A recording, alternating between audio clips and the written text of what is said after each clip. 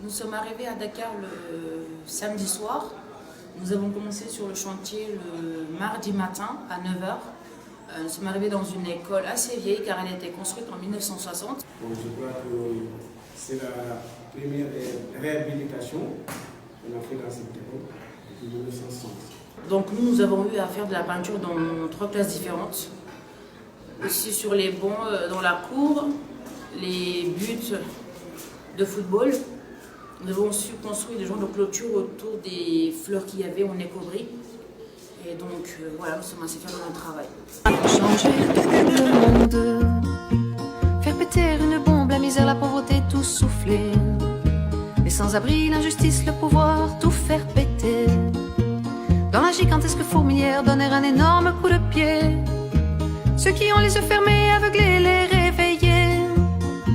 Les égoïstes, les secouer, les arrivistes, les balancer, les communistes en inspirer, les écolos, les épauler, la droite troquer ses idées, la gauche il faut l'équilibrer, enfin trouver l'harmonie. Non, ce n'est pas une utopie,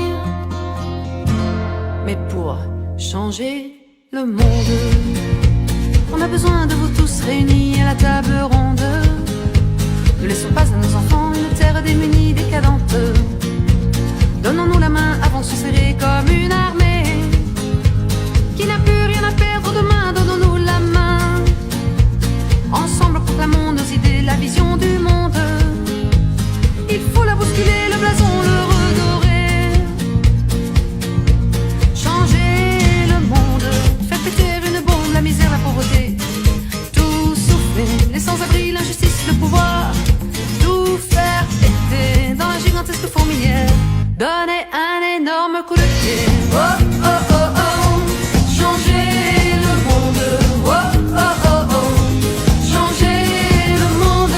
Oh oh oh oh, changer le monde. Oh oh oh oh, changer le monde. Et main dans la main, soyons malins, préparons le terrain, plus de monde en déclin. Réparons nos erreurs et pensons bien plus au bonheur. Il est l'heure de se réveiller, nos enfants les éduquer. La confiance, le respect et l'amour, se les partager. Plus de liberté mais plus de responsabilité.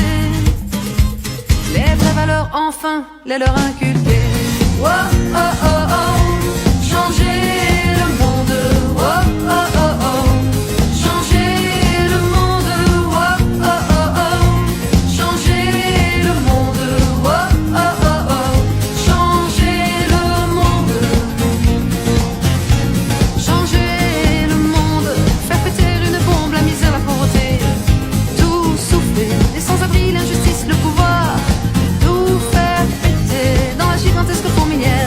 Donner un énorme coup de pied. Oh oh oh oh, changer le monde. Oh oh oh oh, changer le monde. Au chantier là, on marche, la marche a commencé. Changer le monde. Oh oh oh oh, changer le monde. Oh oh oh oh, changer le monde. Changer le monde, faire péter une bombe, la misère, la pauvreté, tout souffler, les sans-abri, l'injustice, le pouvoir, tout faire péter dans la gigantesque fourmilière. Donner un énorme coup de pied. Oh oh oh oh, changer le monde. Oh oh oh oh, changer le monde. Oh oh oh oh, changer le monde. Oh oh oh oh, changer le monde. Changer le monde. Changer le monde. Changer le monde. Changer le monde.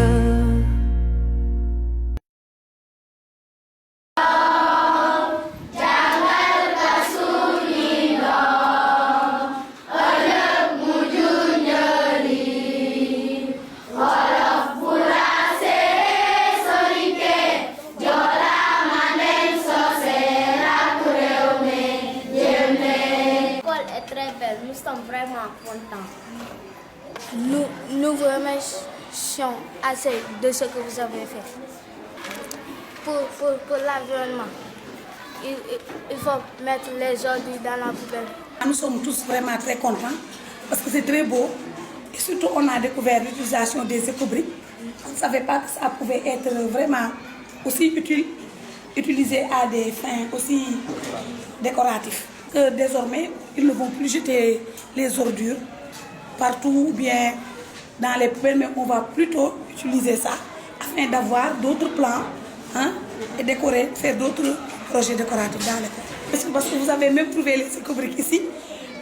J'ai tout fait pour que les élèves se mobilisent davantage afin de collecter des bouteilles, de ramasser tous les papiers qui traînaient, et ce qui est sec bien sûr, et de les mettre dans les bouteilles afin de garder ça pour pouvoir assister. Ce qu'on regrette, c'est de ne pas avoir été là, parce que c'était pendant les fêtes, pour voir comment exactement vous avez procédé.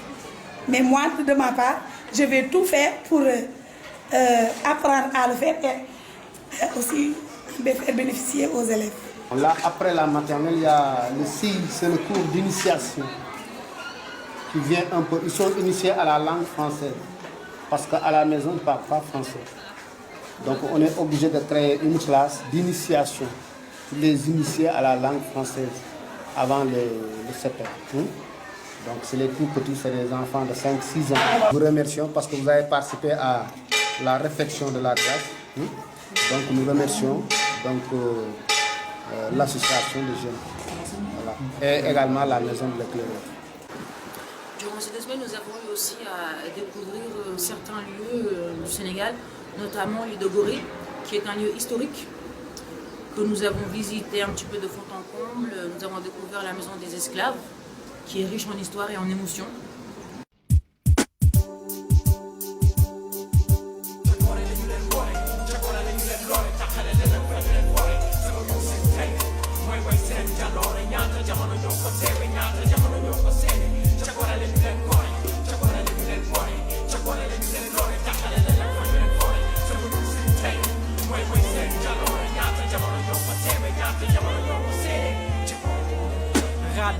Radmar, rythmé au sort de sabbat. Sing sing, djembé et riti, mêlé à ces tours de salé. Frottement de chaînes et boulets à chaque foulée. Mille milliers de coups de fouet.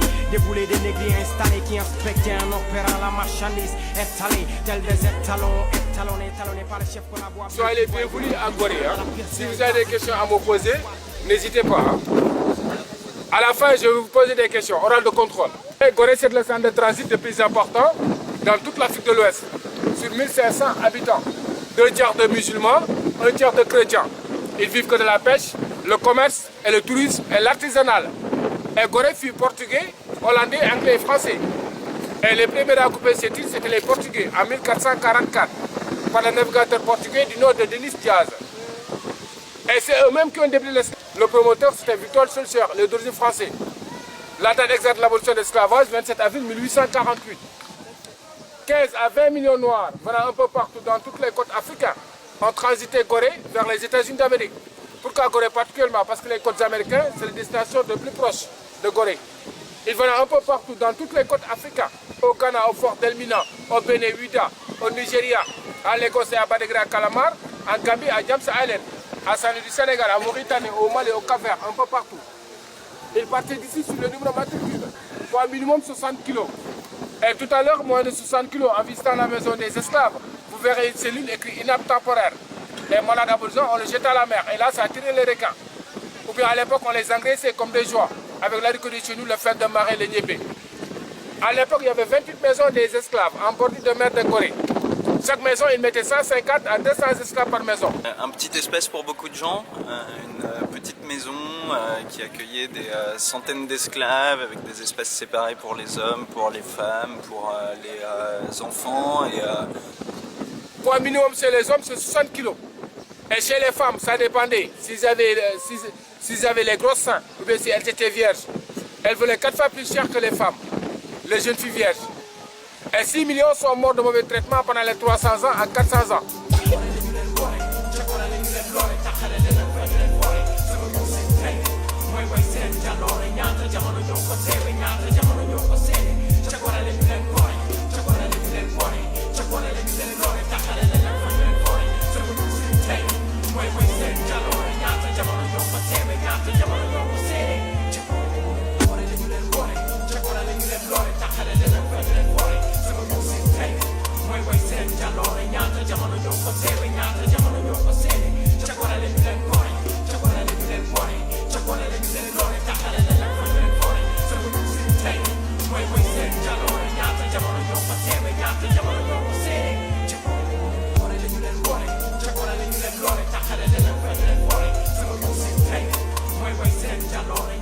Seule fois pendant la Deuxième Guerre mondiale, 39,45.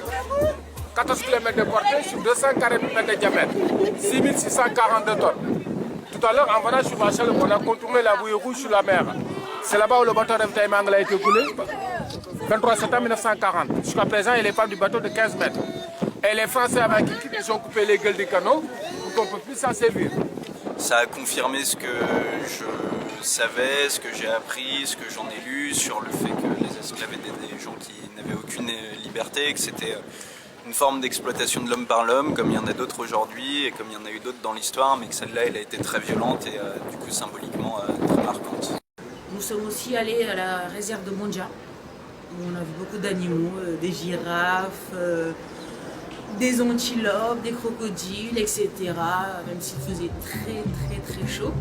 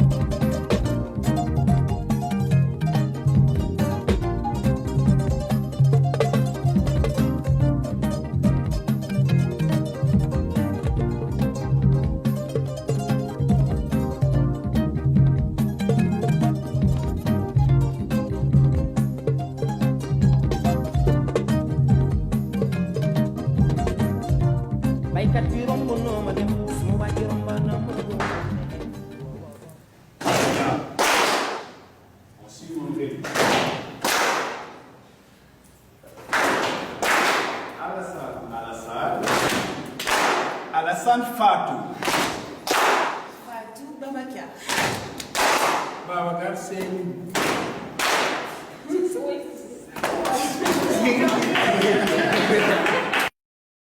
Comment ça se fait cet échange interpersonnel à travers vos activités, à travers d'autres supports que vous faites? Je lance le débat peut-être pour savoir aujourd'hui, alors vous faites un chantier avec les éclaireurs. Comment ça se passe cette relation? Moi j'ai envie de savoir plus comment vous l'avez ressenti, quoi. On ne se pose pas la question de se dire comment je fais avec l'autre, qu'il n'a pas la même culture que moi, comment je dois me comporter, ça se fait naturellement. Souvent on dit, ça c'est de l'ordre de la culture et du coup j'ai pas le droit d'y toucher, j'ai pas le droit de le critiquer, c'est quelque chose d'incritiquable parce que c'est sa culture, c'est comme ça qu'ils ont été construits et du coup on n'a pas le droit d'y toucher. Et en fait si on pense que, mais c'est bien un avis personnel de moi, je pense ça, que chacun a une culture, que l'interculturel il se fait pas forcément à l'international et ça a déjà été dit, mais que du coup chaque personne a une part de culture différente d'une autre personne et du coup peut apporter à quelqu'un d'autre. Ça veut dire les cultures elles se discutent et que par exemple je prends un débat nous dans le groupe de l'échange de jeunes entre le CIJA et les Éclés, il y a un débat en toile de fond qui existe depuis 2-3 jours autour de la question du droit des femmes, de la polygamie, de quelque chose comme ça. Et alors, il y a de la question de la religion dedans, il y a de la question du politique, mais il y a aussi de la question culturelle et de comment les gens ils se sont construits dans leur environnement. Et ces choses-là, elles se discutent bien et c'est intéressant de les discuter. Et du coup, je trouve ça intéressant de désacraliser le truc de la culture et de dire, en fait, oui, ça peut se discuter. À la fois, il faut en être respectueux et à la fois, en même temps, on a le droit de ne pas être d'accord avec des aspects culturels de quelqu'un et de pouvoir les discuter et de pouvoir essayer de travailler sur les traits culturels de quelqu'un. C'est de comprendre et déjà, c'est accepter l'autre tel qu'il est, donc c'est accepter aussi sa culture, ce qu'il est, prendre un petit peu de recul aussi, le laisser faire ses choix dans sa culture. Mais je pense que le problème arrive, c'est quand on a des enfants. Chacun voudra inculquer à ses enfants. Moi, par exemple, je voudrais que mes enfants ils aient la culture française. Moustapha voudrait qu'ils aient plus la culture sénégalaise. Et du coup, c'est là, je pense que ça devient plus compliqué. C'est quand il y a des enfants qu'on ne peut plus vraiment contrôler, en fait, ce mix de culture, en fait. Il n'y a aucune différence puisqu'ils arrivent à cohabiter ensemble. Et au contraire, ça intrigue les professeurs qui enseignent la religion. Et grâce à ça, ça permet d'avoir des échanges sur la différence entre cette religion et l'autre. Donc ça permet d'instaurer une sorte de dialogue qui permet d'avoir de très bons débats, quoi. Et ça fonctionne plutôt bien. Par exemple, ça peut passer par des repas interculturels, c'est des choses que la ville organise. Il y a chaque culture, chaque pays ramène un plat. Après, il y a des danses traditionnelles et tout, et du coup, on passe une soirée tous ensemble. Il y a différentes ethnies, il y a les Sérères, les Toucouleurs, les Diola. Donc là, on organise une fête et chaque ethnie se déguise selon son ethnie. En poulard, ils se déguisent en poulard et amènent leur danse, leur plat et autres.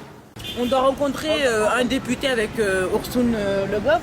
Donc après, nous, on est prêts. Comme tu as vu, on est bien habillés, on est prêts. Donc je pense qu'on va rentrer discuter un petit peu du projet, faire connaissance et je pense qu'il va un petit peu nous parler de la politique du Sénégal, de l'Assemblée un petit peu, comment ça se passe, un petit peu sur les différences avec la France. Et après, donc voilà, on va un petit peu visiter Dakar un peu et rentrer sur Rufisque. Donc première condition, nationalité sénégalaise.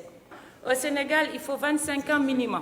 Il faut jouir de ses droits civiques. En d'autres termes, comme je dis aux enfants, avoir les mains propres.